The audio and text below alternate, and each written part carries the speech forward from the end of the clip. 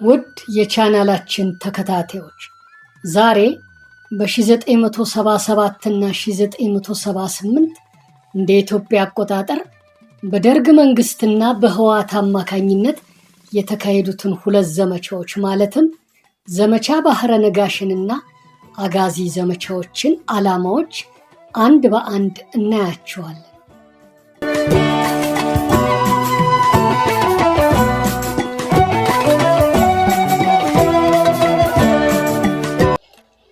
የዘመቻዎቹን ዓላማዎች ለመረዳት ኢትዮጵያ በ1960ዎቹ መጨረሻና በ1970ዎቹ ሙሉ ዓመታት በደርግ አገዛዝ የገጠሟትን ችግሮች መቃኘት ይገባናል።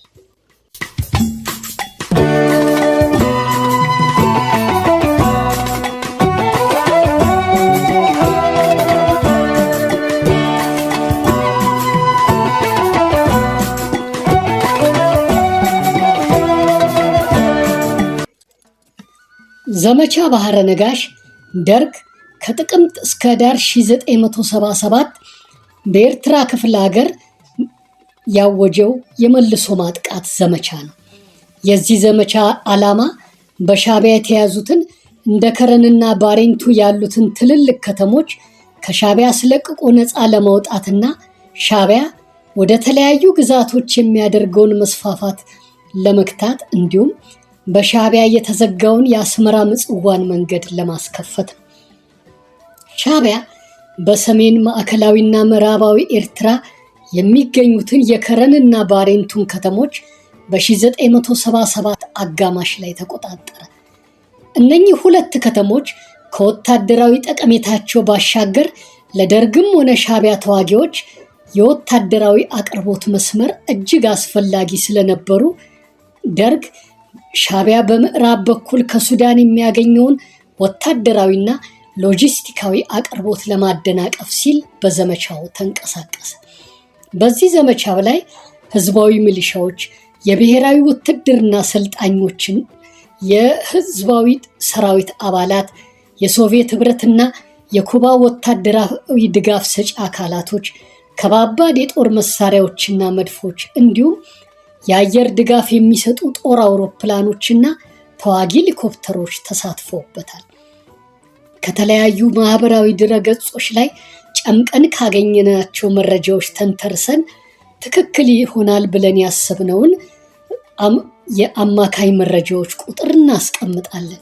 በዘመቻው ከ4 እስከ 6 የሚደርሱ እግረኛ ክፍለ ጦሮች ከ8,000 እስከ 12,000 የሚደርሱ ምልምል ወታደሮችና ከ35,000 እስከ 60,000 የሚደርሱ መደበኛ ወታደሮች፣ ከ12 እስከ 15 የሚደርሱ የእግረኛ ብርጌዶች፣ ከ2 እስከ 3 የሚጠጉ መካናይዝድ ብርጌዶች፣ ከ1 እስከ 2 መድፈኛ ብርጌዶችና የአየር ድጋፍ የሚሰጡ ስኳድሮኖች ተሳትፈውበታል።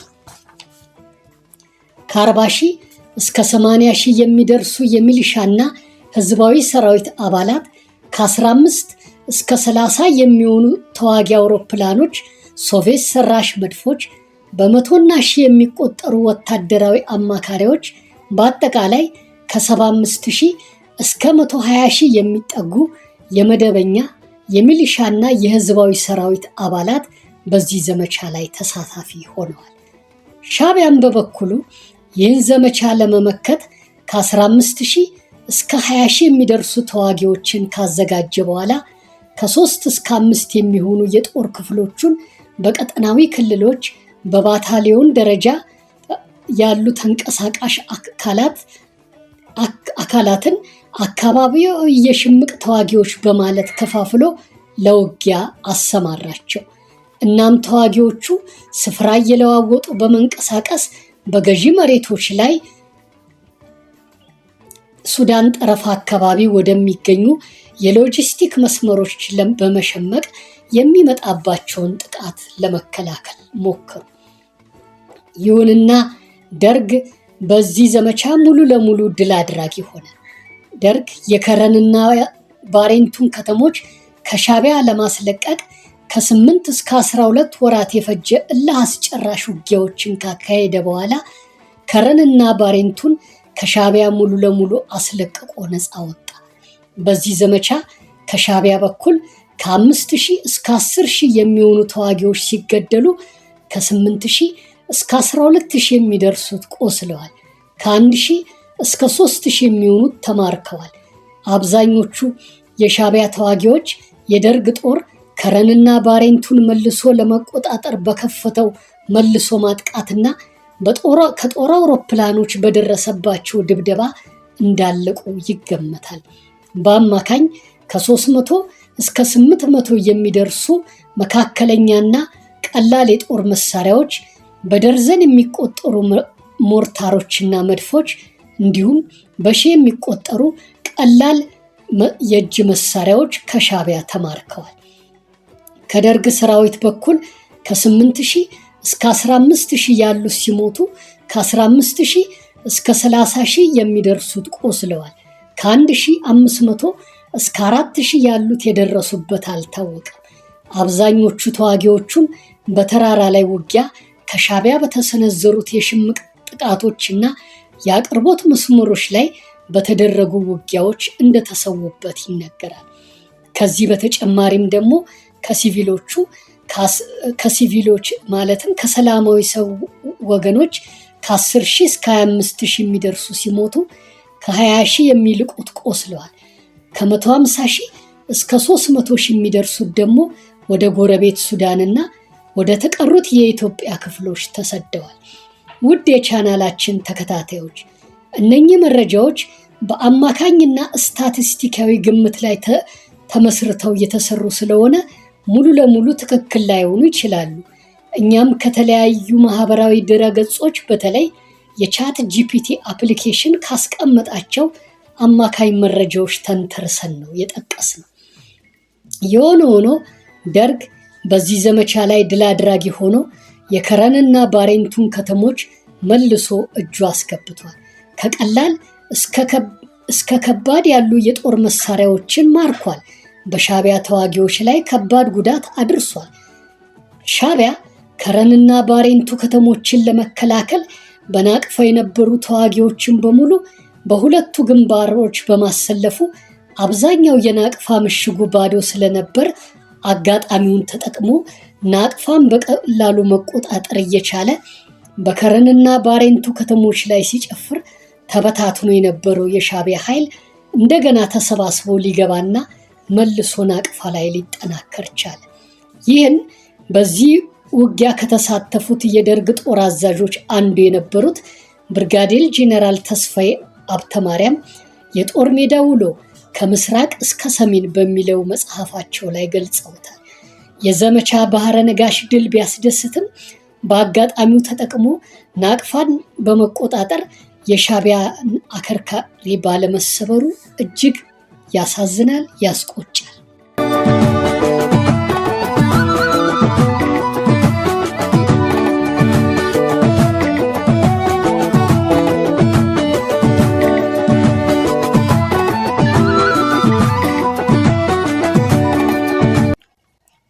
አጋዚ የ15 ደቂቃው ኦፕሬሽን።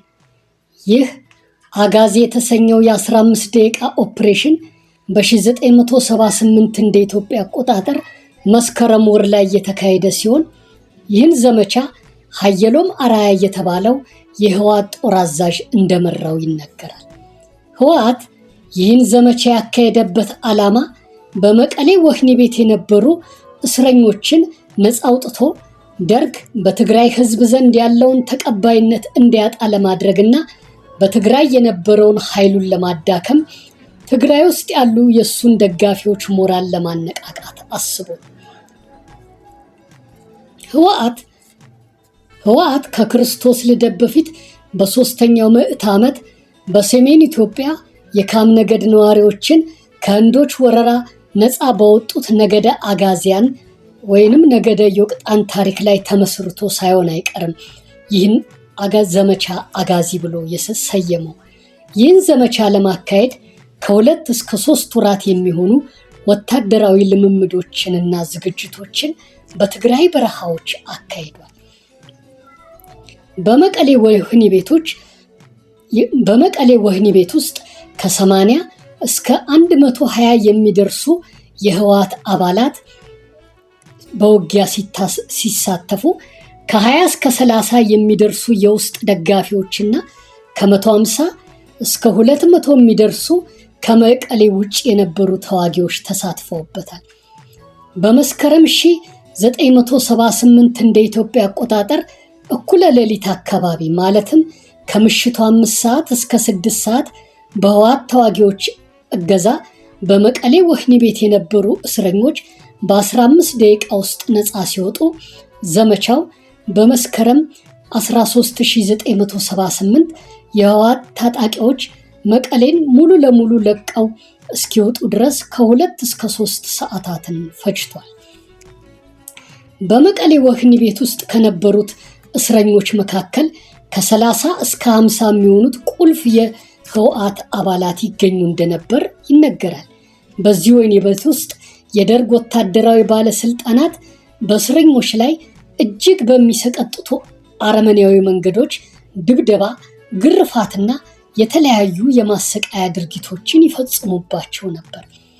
አብዛኞቹ የትግራይ ነዋሪዎች አለበቂ መረጃ የህወሓት አባልና ደጋፊዎች ናችሁ እየተባሉ ይገደሉ፣ ይታሰሩና በረቀቁ የማሰቃያ ዘዴዎች ይሰቃዩ ስለነበረ የትግራይ ህዝብ በደርግ ይፈጸምበት በነበረው ግፍና በደል እጅግ ተማሮ ነበር። እናም የአጋዚ ዘመቻ መካሄዱን እንደ ትልቅ ተአምር ነበር የቆጠረው። በነሐሴ 1977 ህወሓት ለዘመቻው ማስጀመሪያ እንዲሆን በደቡብ ምስራቅ ትግራይ አካባቢ ባለችው ዋጅራት ላይ ጥቃት ሰነዘረ። የጥቃቱ ዓላማም ወደ መቀሌ የሚያደርገውን ጉዞ ለማመቻቸት እቺ ከተማ ስትራቴጂካዊ ጠቀሜታ ያላት በመሆኑ የደርግን የግንኙነት መስመር በመዝጋት ረዳት ጦር እንዳይደርስለት ለማሰናከልና በተጨማሪም ገዢ መሬቶችን ተቆጣጥሮ በመቀሌና ገጠራማ ስፍራዎች መካከል መተላለፊያ መንገድ ለመፍጠር ነበር። የደርግ ሰራዊትም ይህን ጥቃት ለመከላከል መጠነ ሰፊ ጥረቶችን አድርጓል። ከ1000 እስከ 1500 ተዋጊዎች ያሏቸውን ከ2 እስከ 3 የሚደርሱ ብርጌድ ክፍለ ጦሮችን ከማይጨው በማስመጣት ጥቃቱን ለመከላከል ሞክሯል። ይሁን እንጂ ተጨማሪ ረዳት ጦሮች ሳይላኩ በመቅረታቸው በዚህም የሰው ኃይል እጥረት በመከሰቱ ህወሓት ዋጅራትን አልፎ ወደ መቀሌ ሊገባ ችሏል። የህወሓት ታጣቂዎች በመስከረም 1978 የሲቪል ልብስ ለብሰው የመቀሌ ነዋሪ በመምሰል ወደ መቀሌ ከገቡ በኋላ ቁልፍ በሆኑ ወታደራዊ ተቋማት ላይ ጥቃት ሰነዘሩ። አብዛኛው የደርግ ወታደራዊ ኃይል በቁልፍ ወታደራዊ ስፍራዎች ላይ ሲያተኩር፣ በወህኒ ቤቱ አካባቢ የነበረው ጥበቃ ላላ፣ ሳሳ። እናም የህወሓት ታጣቂዎች የወህኒ ቤት ጠባቂ ፖሊሶችን በመግደል ወደ ወህኒ ቤቱ ዘልቀው ከወህኒ ቤቱ አዛዦች ላይ ቁልፍ በኃይል ነጥቀው በመውሰድ የተቆለፉ የወህኒ ቤት ክፍሎችን ከፍተው እስረኞችን ነፃ ሊያወጡና ሊያስለቅቁ ችለዋል። ይህ ዘመቻ በተካሄደበት ወቅት ከ200 እስከ 400 የሚደርሱ እስረኞች ነፃ እንደወጡና ከነሱ መካከልም ከ80 እስከ 120 የሚደርሱት የፖለቲካ እስረኞች እንደነበሩበት ከተለያዩ የመረጃ ምንጮች ጨምቀን ያገኘናቸው አማካኝ ስታቲስቲካዊ መረጃዎች ይጠቁማሉ። ከዚህ የህወሓት ዘመቻ በኋላ ከ150 እስከ 300 የሚደርሱ ወታደራዊና የሲቪል ባለስልጣናት ታስረው ከነሱ መካከልም ከ20 እስከ 40 የሚሆኑት ተረሽነው ተገለዋል። አንዳንድ የጦር አዛዦችም ከኃላፊነት ተነስተዋል። በትግራይ የደርግ ጦር ጠቅላይ አዛዥ የነበሩት ብርጋዴር ጄኔራል ታሪኩ አይኔ የህወሓት ኃይሎች የመቀሌን ወህኒ ቤት ባጠቁበት ወቅት ረዳት ጦር እንዲላክ ሲጠየቁ እኔ የወህኒ ቤት ጠባቂ አይደለሁም ብለው መልስ ሰጠዋል የሚል ክስ ቀርቦባቸው ነበር። ይሁን እንጂ ይህ አባባል በተጨባጭ ማስረጃ አልተረጋገጠም። ነገር ግን የደርግ ጦር አዛዥ የነበሩት አንዳንድ ጄኔራሎች ካሳተሟቸው መጽሐፎች ላይ በብርጋዴር ጄኔራል ታሪኩ አይኔ ላይ የቀረበባቸው ክስ ውሸት እንደነበርና በወቅቱ የህወሓት ታጣቂዎች የመቀሌን ቁልፍ ወታደራዊ ስፍራዎች ባጠቁበት ሰዓት እሳቸው በውጊያ ተጠምደው ስለነበር ወደ ወህኒ ቤት ጦር እንዲላክ ለማሳሰብ ፋታ እንዳላገኙ ገልጸዋል።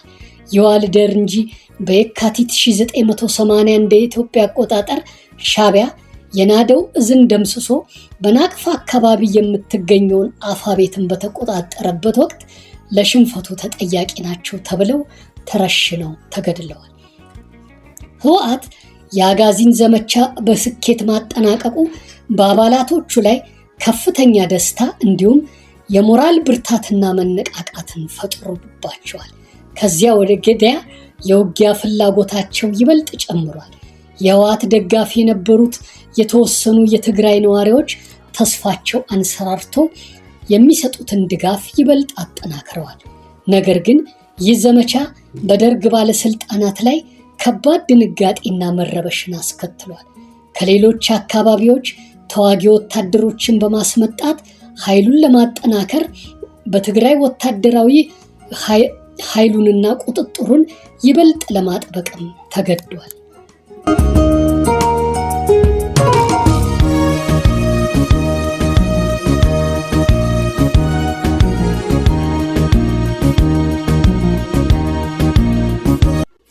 ውድ የቻናላችን ተከታታዮች በዚህ ቪዲዮ ስለ ባህረ ነጋሽ ዘመቻና 15 ደቂቃ ስለፈጀው የአጋዚ ኦፕሬሽን በመጠኑ ለመዳሰስ ሞክረናል። እነኚህ ሁለት ዘመቻዎች በኤርትራና ትግራይ በነበረው ወታደራዊና ፖለቲካዊ ሚዛን ላይ ትልቅ ተጽዕኖ አሳድረዋል። እነኚህ ዘመቻዎች በደርግ ሻዕቢያና ህወሓት ዘንድ የነበሩት አደረጃጀቶች ምን እንደሚመስሉ አሳይተዋል። አክለውም በሰሜን ኢትዮጵያ የነበረውን የትግል አቅጣጫ ሞራልና ወኔ ለውጠዋል። እዚህ ላይ አንድ ላስገነዝባችሁ የምፈልገው ነገር አለ። እኛ ታሪካዊ ዘገባዎችን ከወገንተኝነት በጸዳ ሚዛናዊ መንገድ ነው ያቀረብነው። የየትኛውም ወገን ደጋፊዎችም ሆነ ተቃዋሚዎች አይደለም። በዘመኑ የተፈጸሙትን ታሪካዊ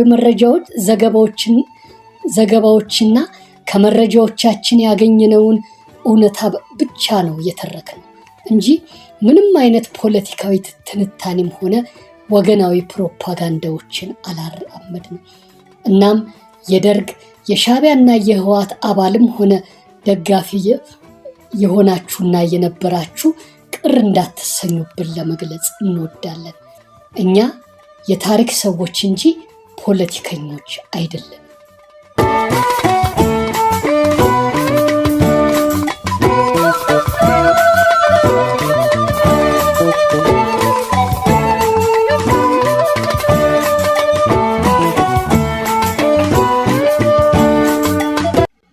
ውድ የቻናላችን ተከታታዮች እስከዛሬ ድረስ ለምትሰጡን ድጋፍ ላቅ ያለ ምስጋናና አክብሮታችንን እንገልጻለን። የእናንተ ድጋፍ በቀጣይም ጠንክረን እንድንሰራ ያበረታታናል። ይህን ድጋፋችሁን መስጠታችሁን እንደምትቀጥሉ ተስፋ እናደርጋለን። በዚህ አጋጣሚ ቻናሉን ሰብስክራይብ ያላደረጋችሁ ካላችሁ የደወሏን ምልክት ተጭናችሁ ሰብስክራይብ አድርጉት፣ ላይክም አድርጉት። ሼር እያደረጋችሁም ለሌሎች አዳርሱት። በኮሜንት መስጫ ቦታ ላይ ሐሳብ አስተያየታችሁን ስጡ። እስካሁን ስላዳመጣችሁና ስለተመለከታችሁ እያመሰገንን በቀጣይ ቪዲዮ እስከምንገናኝ ሰላም ሁኑልን።